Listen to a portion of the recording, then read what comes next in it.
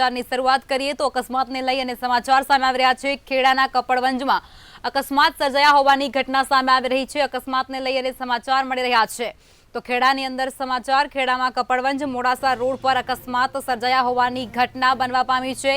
કપડવંજ વડાલી પાટિયા પાસે આ અકસ્માત સર્જાયો છે। અકસ્માતની ઘટના અકસ્માતના સમાચાર રિક્ષા અને બે બાઇકનો અકસ્માત સર્જાઈ ચૂક્યો છે।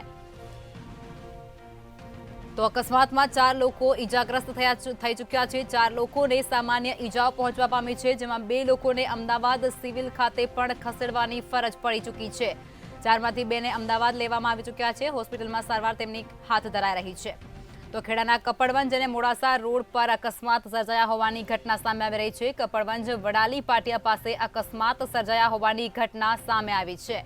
રિક્ષા અને બે બાઇકનો અકસ્માત સર્જાયો હતો, જેની અંદર 4 લોકો ઈજાગ્રસ્ત થયા છે। 4 લોકોને ઈજા પહોંચવા પામી છે, જેની અંદર 2 લોકોને સારવાર અર્થે અમદાવાદ સિવિલ હોસ્પિટલ ખાતે ખસેડવામાં આવી ચૂક્યા છે।